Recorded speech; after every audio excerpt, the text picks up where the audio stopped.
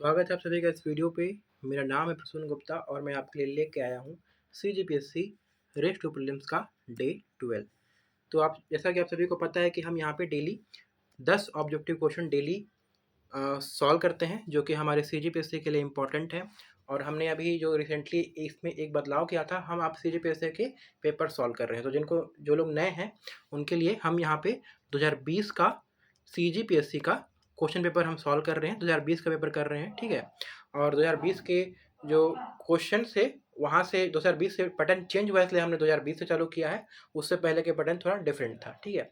तो चलिए स्टार्ट करते हैं। हमने ऑलरेडी 40 क्वेश्चन कर चुके हैं, आज हम चालू करते हैं 41 से।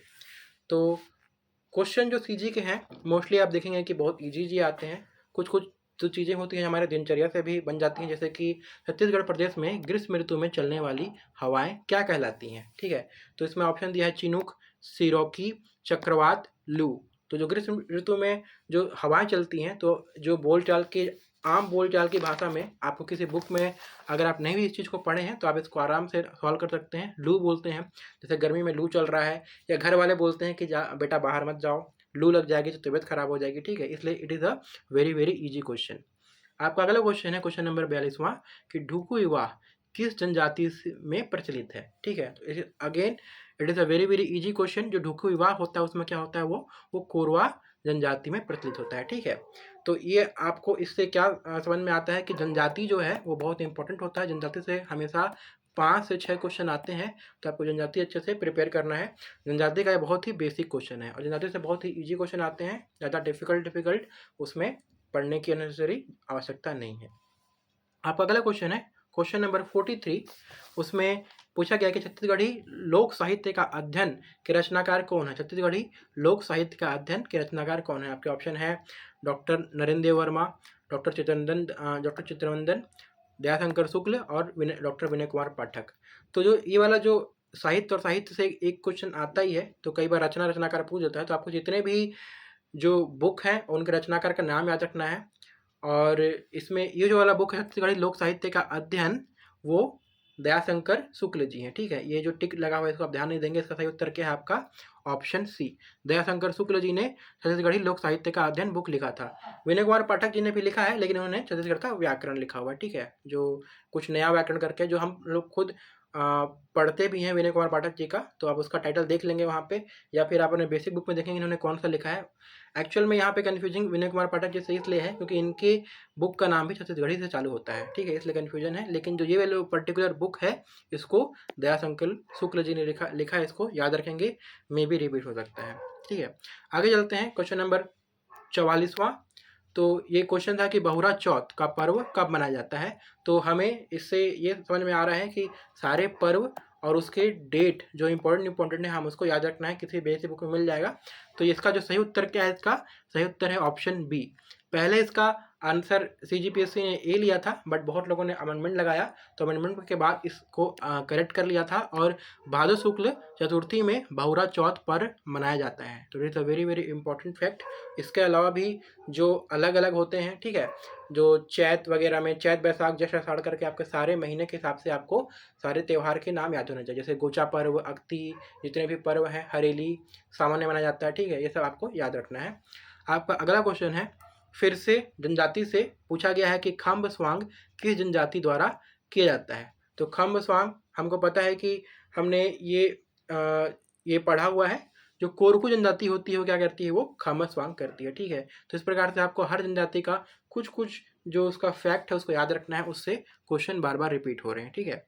आपका अगला क्वेश्चन है जनजाति से फिर एक और क्वेश्चन है आपका, अगेन वेरी इजी क्वेश्चन, कि किस जनजाति का युवा गृह गीति ओना कहा जाता है। किस जनजाति के युवा गृह को गीति ओना कहा जाता है। आपका है उरांव, कमार, बैगा और बिरहोर। तो इसका सही उत्तर क्या होगा आपका, जो बिरहोर जनजाति है उसके जो युवा गृह हैं उसको आप क्या बोलते हैं, उसको गीतियोना बोलते हैं।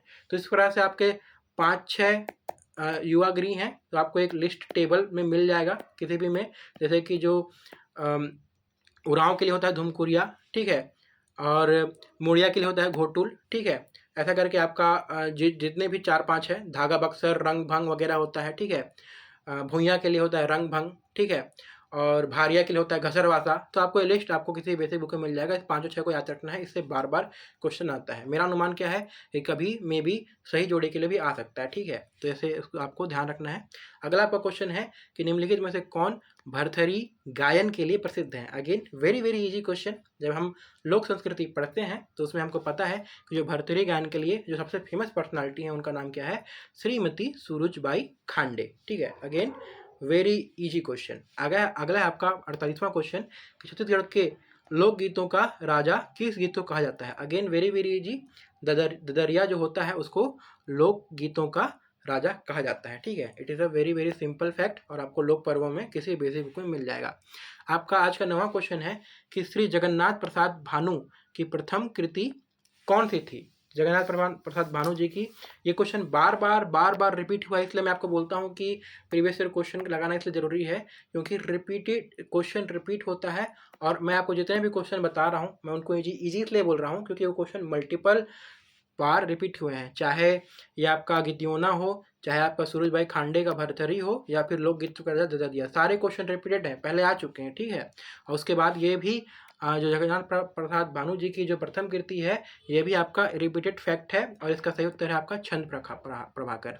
आप अगर क्वेश्चन बैंक भी लगा लेंगे ना कोई अच्छा सा जहाँ पे सारा कुछ कवर हो रहा है तो भी आपका एक आपका ठीक ठाक नंबर ला के आप सेलेक्ट होने के कगार पे आ सकते हो। वैसे भी इस बार बहुत ज़्यादा पोस्ट है, लगभग 4000 लोग पोस्ट बढ़ने के बाद प्रीलिम्स में सिलेक्ट होने वाले हैं, ठीक है। तो बेसिक पढ़ते रहिए, आपका हो जाएगा, ठीक है। तो 49वें क्वेश्चन का आंसर क्या है आपका, ऑप्शन डी छंद प्रभाकर। आपका जो 50वां है वो थोड़ा डिफिकल्ट क्वेश्चन है। इसमें क्या पूछा है कि सरगुजा में कौन सी जाति धातु मूर्ति कला का कार्य करती है। हालांकि ये भी दिया हुआ है बट ये ज़्यादा बार रिपीट नहीं हुआ है, इसलिए इसको हम डिफिकल्ट बोल सकते हैं कि हमको बताना है कि which cast works in metal sculpture in Surguja Chhattisgarh, ठीक है।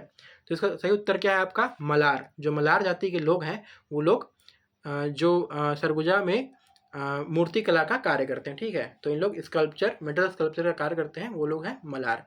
तो इस प्रकार से आपके 50 क्वेश्चन कंप्लीट होते हैं। तो इसमें हमने 10 कराए हैं। अगर आपको इसके पीछे के 40 क्वेश्चन देखने हैं तो आप लिंक डिस्क्रिप्शन बॉक्स में है, आप बैक करते जाएंगे तो आपको हर वीडियो में 10 क्वेश्चन करके आपको पिछले 4 दिनों में आपके पूरे 40 क्वेश्चन मिलेंगे। आज का क्वेश्चन मिला के आपका होता है 50 क्वेश्चन। तो हमने पूरा 2020 जो CGPSC का पेपर था उसका CG वाला पार्ट था उसको कवर कर लिया है। तो यहाँ से हमको आप लर्निंग आउटकम ये मिल रहा है कि आपके जो क्वेश्चन थे वो मोस्टली आपके ईजी ही थे, ठीक है। ईजी क्वेश्चन ही आ रहे हैं, तो आप अगर ईजी पढ़े रहेंगे और अननेसेसरी अपना दिमाग जो बहुत ही डीप दिया होता है, किसी बुक में छाप दिया होता है अननेसेसरी फैक्ट एक्स्ट्रा, और बुक बहुत मोटी हो जाती है। अगर आप एक्स्ट्रा को नहीं भी पढ़ेंगे, अगर आप ईजी फैक्ट को पढ़ेंगे जो बार बार रिपीट हुए हैं उसको आप पढ़ेंगे और अगर आप क्वेश्चन बैंक लगाएंगे तो भी आपका इस साल जो कट ऑफ क्लियर करने का बहुत अच्छा चांस है। पहले भी जो कम पोस्ट होते थे वहाँ पे भी लोग इजी क्वेश्चन लगा के कट ऑफ क्लियर कर पाते थे। इस बार एडेड एडवांटेज ये है कि इस बार आपका 242 पोस्ट है जिसके बढ़ने की संभावना है, मतलब कि अराउंड 4000 के आसपास। जब अगर पोस्ट ये 260 हो जाएगा तो क्योंकि इसमें DSP ऐड होगा तो 4000 के आसपास लोग देंगे, ठीक है। तो ऐसे ही अगर आपको वीडियो पहले के भी देखने हैं Day 1, Day 2, Day 3, उसका लिंक मैं आपको डिस्क्रिप्शन बॉक्स में दे दूंगा, नीचे आप देख सकते हैं। अगर आपको ये वीडियो अच्छा लगा तो प्लीज़ इसको लाइक करिए, जुड़े रहने के लिए सब्सक्राइब करिए और इस वीडियो को अपने स्टडी सर्कल में दोस्तों के साथ शेयर करना ना भूलें ताकि इसकी रीच बढ़ेगी और मुझे इसको कंटिन्यू रखने का मोटिवेशन मिलेगा, ठीक है। तो मिलते हैं फिर अगले वीडियो में, तब तक के लिए bye bye and take care.